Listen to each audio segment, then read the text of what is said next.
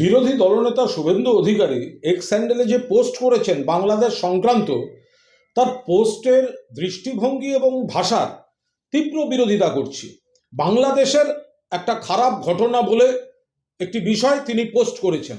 আরে খারাপ ঘটনা 100 বার খারাপ ঘটনা, সবাই উদ্বেগ প্রকাশ করছেন। মাননীয় মুখ্যমন্ত্রী মমতা বন্দ্যোপাধ্যায় উদ্বেগ প্রকাশ করছেন।